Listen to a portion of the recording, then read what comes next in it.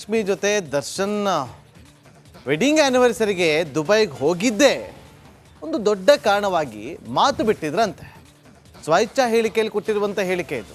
ಹಾಗಾದ್ರೆ ಯಾಕೆ ವಿಜಯಲಕ್ಷ್ಮಿ ಕಂಡ್ರೆ ಅಷ್ಟೊಂದು ಹೊಟ್ಟೆ ಕಿಚ್ಚು ಪವಿತ್ರ ಗೌಡಗೆ ಅಂತೀರಾ? ಈ ರಿಪೋರ್ಟ್ ನೋಡಿ.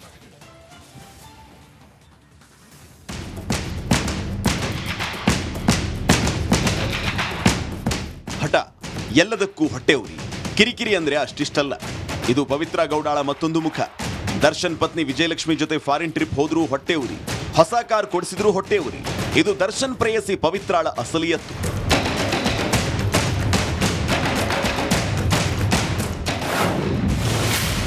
ವಿಜಯಲಕ್ಷ್ಮಿ ಕಂಡ್ರೆ ಪವಿತ್ರಾಗೆ ಹೊಟ್ಟೆ ಉರಿ. ಒಬ್ಬಳು ಪತ್ನಿ ಮತ್ತೊಬ್ಬಳು ಪ್ರೇಯಸಿ, ಇವರಿಬ್ಬರ ಮಧ್ಯೆ ದರ್ಶನ್. ಹೌದು, ದರ್ಶನ್ ಪತ್ನಿಗಾಗಿ ಏನೇ ಮಾಡಿದ್ರು ಇದಕ್ಕೆ ಪವಿತ್ರ ಗೌಡ ಉರಿದು ಬೀಳ್ತಾ ಇದ್ಲು. ವಿಜಯಲಕ್ಷ್ಮಿ ಹೊಸ ಕಾರ್ ತಗೊಂಡ್ರೆ ತಾನೂ ಹೊಸ ಕಾರ್ ತಗೊಂಡಿದ್ಲು. ಇದು ಕೇವಲ ವಸ್ತುಗಳಿಗೆ ಸೀಮಿತ ಆಗಿರಲಿಲ್ಲ. ಯಾವಾಗ ದರ್ಶನ್ ಪತ್ನಿ ಜೊತೆ ದುಬೈ ಟೂರ್ ಹೋಗಿ ಬಂದ ನೋಡಿ, ಆಗ್ಲೇ ಪವಿತ್ರ ಮತ್ತಷ್ಟು ಉರಿದು ಬಿದ್ದಿದ್ಲು.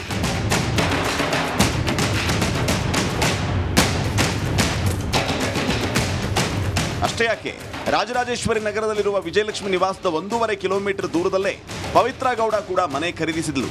ಅದು ಬರೋಬ್ಬರಿ 1,75,00,000 ರೂಪಾಯಿಯ ಮನೆ. ಪ್ರೇಯಸಿ ಪವಿತ್ರಾಳಿಗೆ ದರ್ಶನ್ ಈ ಮನೆ ಗಿಫ್ಟ್ ಆಗಿ ನೀಡಿದ್ದ. ಅಷ್ಟಕ್ಕೆ ಸುಮ್ಮನಾಗದ ಪವಿತ್ರ ಕಣ್ಣುರಿ ಮತ್ತಷ್ಟು ಹೆಚ್ಚಾಗತೊಡಗಿತ್ತು.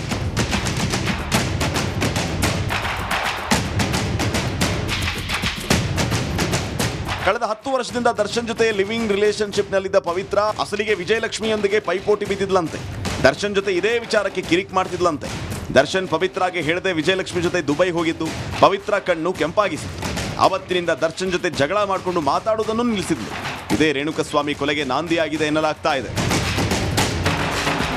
Bureau report, republic Kannada.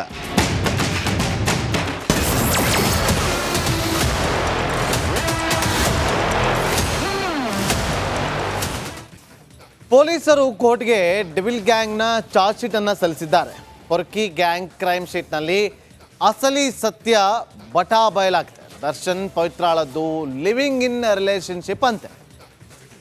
ಬಲ್ಬಲ್ cinema audition ಅಲ್ಲಿ ದರ್ಶನ್ ಪವಿತ್ರಾಳನ್ನ ಪಟಾಯಿಸ್ಕೊಂಡಿದ್ದಂತೆ. ಇದರ ಕಂಪ್ಲೀಟ್ ರಿಪೋರ್ಟ್ ಇಲ್ಲಿದೆ ನೋಡಿ.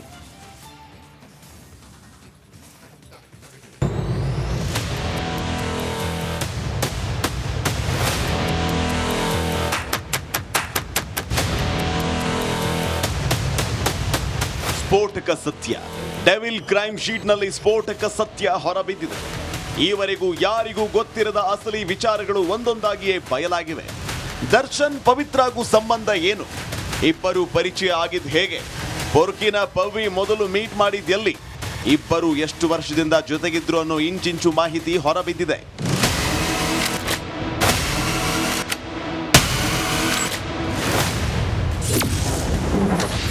ಲಿವಿಂಗ್ ಇನ್ ರಿಲೇಶನ್ಶಿಪ್ನಲ್ಲಿ ಪೊರ್ಕಿ ಪವಿತ್ರ.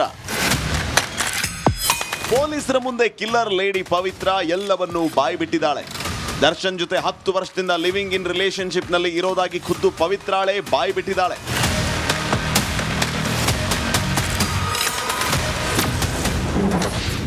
ನಮ್ಮದು ಲಿವಿಂಗ್ ಇನ್ ರಿಲೇಶನ್ಶಿಪ್. ನಾನು ನನ್ನ 13 ವರ್ಷದ ಮಗಳು ಖುಷಿ ಜೊತೆ ದರ್ಶನ್ ಜೊತೆಯಲ್ಲಿ ವಾಸವಾಗಿರ್ತೇನೆ. 2018ರಿಂದ ದರ್ಶನ್ ಜೊತೆ ವಾಸಿಸುತ್ತಿದ್ದೇನೆ.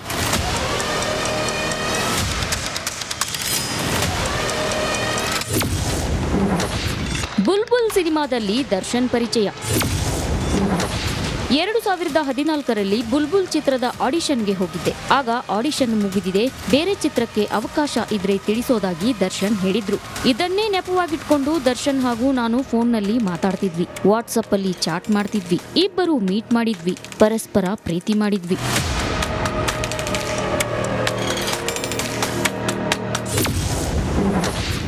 ದರ್ಶನ್ ನನಗಾಗಿ ಮನೆ ಖರೀದಿಸಿದ್ದಾರೆ. ದರ್ಶನ್ ವಿಜಯಲಕ್ಷ್ಮಿ ಜೊತೆ ಮದುವೆಯಾಗಿ ಮಗ ಇರೋದು ನನಗೆ ಗೊತ್ತಿತ್ತು. ನನ್ನ ಮನೆಗೆ ದರ್ಶನ್ ಬರ್ತಿದ್ರು. ನಾವು ಲಾಂಗ್ ಡ್ರೈವ್ ಕೂಡ ಹೋಗ್ತಿದ್ವಿ. 3 ವಾಸವಿರೋಕೆ ಅಂತ ದರ್ಶನ್ ನನ್ನ ಹೆಸರಲ್ಲೇ ಮನೆ ಖರೀದಿಸಿದ್ದಾರೆ. 2018ರಲ್ಲಿ ಗೃಹ ಪ್ರವೇಶ ಮಾಡಿ ಇಬ್ಬರೂ ವಾಸ ಮಾಡುತ್ತಿದ್ದೇವೆ.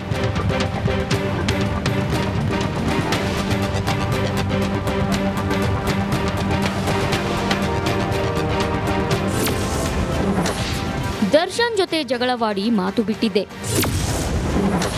2024ರಲ್ಲಿ ದರ್ಶನ್ ನನಗೆ ತಿಳಿಸದೆ ವಿಜಯಲಕ್ಷ್ಮಿ ಜೊತೆ ದುಬೈಗೆ ಹೋಗಿ ಮದುವೆ ವಾರ್ಷಿಕೋತ್ಸವ ಆಚರಿಸಿಕೊಂಡಿದ್ರು.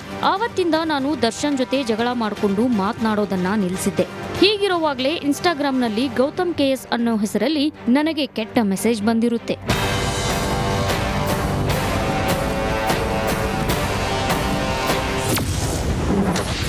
ಬಳಿಕ ಕೆಟ್ಟ ಮೆಸೇಜ್ ಬಂದ ಬಗ್ಗೆ ನಾನು ಪವನ್ಗೆ ಹೇಳಿದ್ದೆ. ಆಗ ಪವನ್ ಆತನನ್ನ ಹುಡುಕಿಸಲು ಚಿತ್ರದುರ್ಗದ ದರ್ಶನ್ ಅಭಿಮಾನಿಗಳಿಗೆ ತಿಳಿಸಿದ್ದ. ಬಳಿಕ ದರ್ಶನ್ಗೂ ಕರೆ ಮಾಡಿ ತಿಳಿಸಿದ್ದ. 2024 ಜೂನ್ 8ರಂದು ಆತನನ್ನ ಅಪಹರಿಸಿಕೊಂಡು ಬಂದಿದ್ದಾಗಿ ನನಗೆ ತಿಳಿಸಿದ್ರು. ದರ್ಶನ್ ನನ್ನ ಬಳಿ ಬಂದು ಅವನಿಗೆ ಬುದ್ಧಿ ಕಲಿಸೋಣ ಬಾ ಅಂತ ಕರೆದುಕೊಂಡು ಹೋದ್ರು.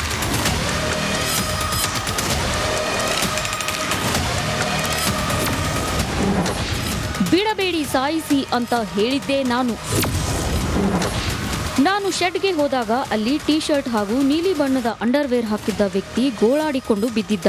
ಅವನೇ ಕೆಟ್ಟ ಮೆಸೇಜ್ ಮಾಡಿದ್ದಾಗಿ ನನಗೆ ತಿಳಿಸಿದ್ರು. ಆಗ ನಾನು ನನ್ನ ಚಪ್ಪಲಿಯಿಂದ ಆತನ ಮುಖಕ್ಕೆ ಹಾಗೂ ಕಪಾಳಕ್ಕೆ ಹೊಡೆದೆ. ಇವನನ್ನ ಬಿಡಬೇಡಿ ಸಾಯಿಸಿ ಅಂತ ಎಲ್ಲರಿಗೂ ಹೇಳಿದೆ. ಎಲ್ಲರೂ ಸೇರಿ ಆತನ ಮೇಲೆ ಹಲ್ಲೆ ಮಾಡಿದ್ರು. ಅದೇ ದಿನ ಆತ ಸತ್ತಿದ್ದಾಗಿ ನನಗೆ ದರ್ಶನ್ ಕರೆ ಮಾಡಿ ಮಾಹಿತಿ ನೀಡಿದ್ರು.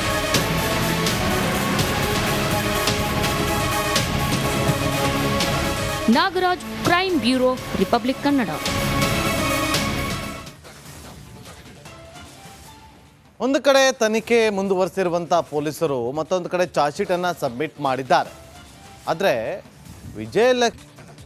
ಚಾರ್ಜ್ ಶೀಟ್ನಲ್ಲಿ ಪವಿತ್ರ ಗೌಡ ಬಗ್ಗೆ ದರ್ಶನ್ನ ಪತ್ನಿ ವಿಜಯಲಕ್ಷ್ಮಿ ಸ್ಫೋಟಕ ಹೇಳಿಕೆಯನ್ನು ಕೊಟ್ಟಿದ್ದಾರೆ. ಹಾಗಾದರೆ ಬ್ಲ್ಯಾಕ್ ಮೇಲ್ ಮಾಡ್ತಾ ಇದ್ರಾ ದರ್ಶನ್ಗೆ ಪವಿತ್ರ ಗೌಡ? ವಿಜಯಲಕ್ಷ್ಮಿ ಕೊಟ್ಟಿರುವಂಥ ಹೇಳಿಕೆ ಎಂಥದ್ದು? ಈ ರಿಪೋರ್ಟ್ ನೋಡಿ.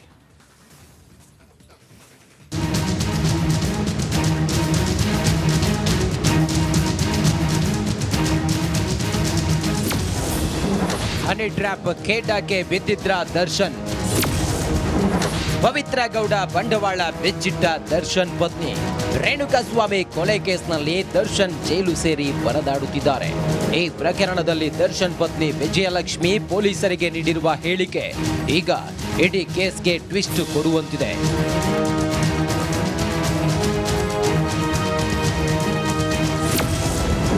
ದರ್ಶನ್ರನ್ನ ಪವಿತ್ರ ಹನಿ ಟ್ರ್ಯಾಪ್ ಮಾಡಿರಬಹುದು. ನನ್ನ ಆಪ್ತ ವಲಯದಲ್ಲಿ ಹನಿ ಟ್ರ್ಯಾಪ್ ಬಗ್ಗೆ ಚರ್ಚೆ ಆಗ್ತಿದೆ. ದರ್ಶನ್ರನ್ನ ಪವಿತ್ರ ಹನಿ ಟ್ರ್ಯಾಪ್ ಮಾಡಿರಬಹುದು. ದರ್ಶನ್ ಹಾಗೂ ಪವಿತ್ರ ಗೌಡಳ ಖಾಸಗಿ ಫೋಟೋ ವಿಡಿಯೋ ಇಟ್ಕೊಂಡು ಬ್ಲ್ಯಾಕ್ ಮೇಲ್ ಮಾಡ್ತಿರಬಹುದು. ಪವಿತ್ರ ತನ್ನ ತಾಯಿ ಬಳಿ ಹಾರ್ಡ್ ಡಿಸ್ಕ್ ನೀಡಿದ್ದಾರೆ. ಈ ಹಾರ್ಡ್ ಡಿಸ್ಕ್ ಮೂಲಕ ಬೆದರಿಕೆ ಹಾಕ್ತಿರೋ ಶಂಕೆ ಇದೆ. 2014ರಲ್ಲಿ ಜುಲೈನಲ್ಲಿ ಆ ಪವಿತ್ರ ದರ್ಶನ 2014ರ ಜುಲೈನಲ್ಲಿ ದರ್ಶನ್ ಮೊಬೈಲ್ನಲ್ಲಿ ಹುಡುಗಿಯರ ಸಂಪರ್ಕ ಇರುವುದು ಗೊತ್ತಾಗಿದೆ.